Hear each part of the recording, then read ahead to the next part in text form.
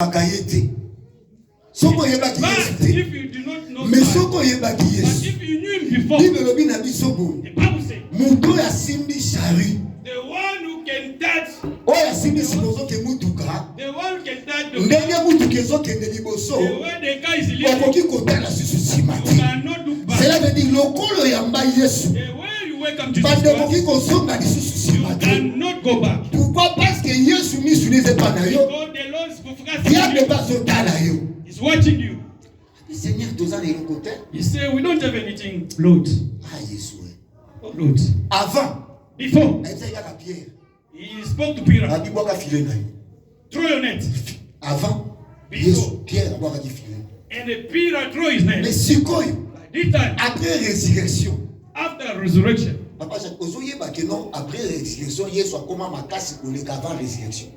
Papa Jack, do you know that Jesus was stronger after resurrection? Am I lying, Papa John? Even Pharisees themselves, they know it. After resurrection, the Lord had become more stronger than before. When you were walking, he was not stronger than before resurrection. Hear now the word of Pharisee to Pilate. They say, Pilate, give us the watchman, the guards, to go and secure the tomb. Because that person said, after 3 days, you resurrect. Give us the guards so that they may watch over the tomb. Because they call it imposter. Because if he may resurrect, he will be more popular. It means that they knew it. If those words could fulfill, he will be powerful than before. That's why, after his death, the Bible says, his name was above through his name, all down. Amen. Hallelujah. Amen. Donc Yesu a pris la résurrection. After resurrection, as we are here, plus puissant que powerful than before. Parce que na ba pierre avant ça qui limité. We feel fear before it was limited. Mais c'est cool. But for now, it's here. It's here.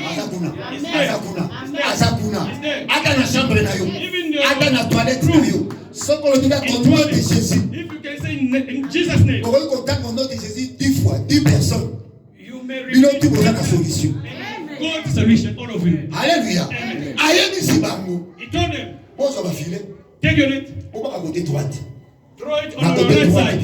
On the right side. Tout le monde a makamla Yesu avec précision. Things of Jesus Christ is God. Israël na montagne à Seir. Israel on the mountain of Seir. Basali 36 ans. They made it 6 years. Turning around. Pourquoi? Parce que ça passe à la quitter. Why? Because the Lord was not happy with them. He said, these people. He came to Moses. Moses. Okay, take now the right side. When they go to the right side, and the way was open. The Lord know how to send you to get money. You may be broken. You are thinking. And he can make you step up. And moving. You go. You enter. You don't know where you are going. And let me. Pastor, where are you going? I'm reaching this place. I was looking for you, Pastor. I wanted to call you even. But I've got my envelope here. You pray. Mama. I wanted to go this side. But you don't know how you turn around. It does allow you to go your blessing. That's when you gave that testimony. Seigneur, Lord, I came Saturday on the work. I was hearing, Lord, I need even 200. 100 for offering. 100 for essence. It's not for essence. the fuel for the here. You ask him 200 rand. Saturday. People are passing by. Catching nothing. You will discover. The time you will discover that the time the Lord will come. You see one Indian man arrive. Cash, what of it? Take 200. May the Lord bless you. I need a ring and the fuel.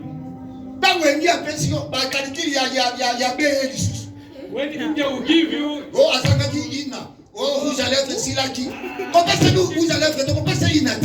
you did not give those requests. Go ask for it. Hallelujah. Because those 200 have got the precision. This is that 200. When you were saying that the Lord used his interest. Elijah said, cook for me first after you. Cherchez premièrement le royaume et sa justice. And justice. Après, after, everything will be given to you. Yes. When you are selling, you must keep the shape of God.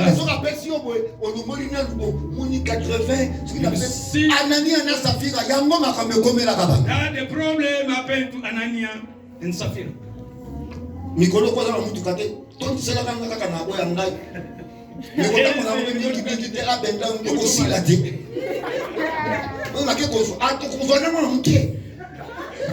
You go even fetch a little one.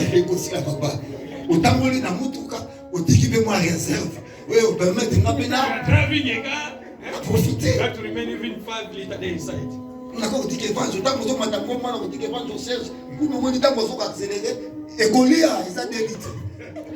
So money can be okay, that's 50. When I'm going to increase for 150. He used to be like that. Un professeur à Zandéou. Alléluia. The Bible says, the Lord said, throw in it. They throw it. Why? Because they obeyed. And they went back to the water. They obeyed. Peter was naked. When you heard John, he said, Peter, it's a Seigneur. But it's the Lord. Hey! He threw himself in the water. With his coat, with his belt. Do not be it's not the normal one. I'm speaking spiritually. Because if you go back to the Bible, in the Apocalypse, Revelation, to the church of Laodicea, they say that you are naked. You think that you are dressing, but in the sight of the Lord, you are naked. It means that those who are far away from God. Hallelujah. Amen. They catch. Mais tango bango bazobenda. The time when they come out from water, bango bazopeshe.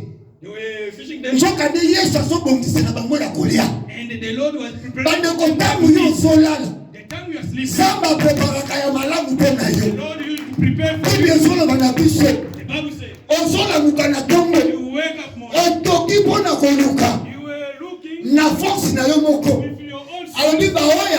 But for my own, the time they sleep, I used to prepare them a praise. À quoi sert la montre?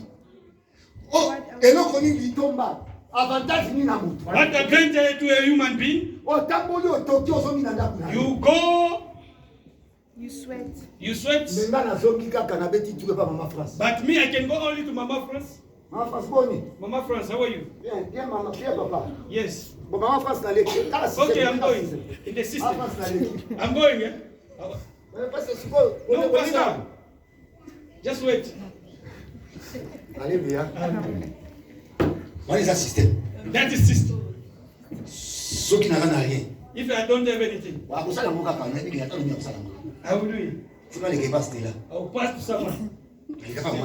I will pass to Mama Stella. No, I just pass. How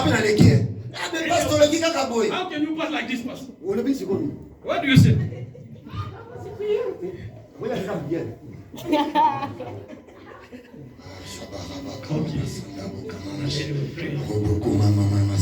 Amen. Amen.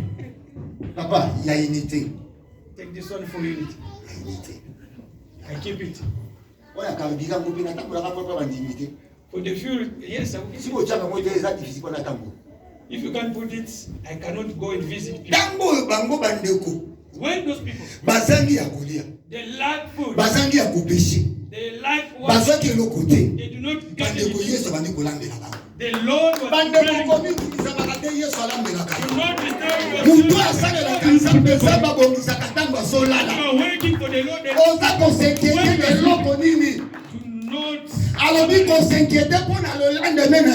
Do not murmuring for your tomorrow. Do not murmuring for tomorrow. Bird cannot solve, but it can eat. I don't say that you cannot work. I say go work. But if you forget the work of God, you eat now through your sweat. You eat now through your sweat. The time they were fishing, they said they came out. And then they found the charcoal. You did not read it. We read it. The time they were catching 153 fish. And the Lord prepared the wood, put fire. He get a fish. No one gave it. But they discovered that the fish was on the fire. They discovered the bread was close to the fish. But their fish, 153, they were in the net. Amen. The Lord provides. The Lord provides.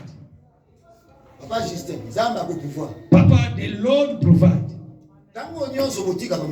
All the time you are running away from this way. That's why we see you up and down. I will greet you in my car. Because you don't want to be okay. You don't want to be okay. First my job. And the work of God first. Give value to your own job. Neglecting the work of God. You just only.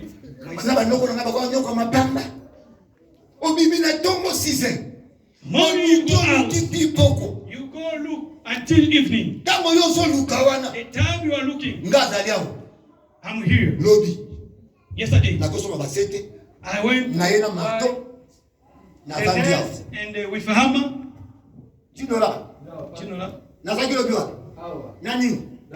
I was here with and the hammer. I was here with nail with a hammer.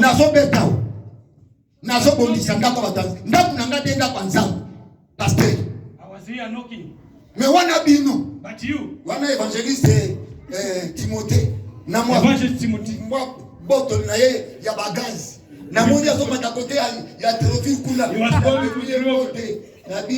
I greet you. Go away. Yoga makolo toka. Naina mutuka. I'm praying. I used to wait for God. You in your job.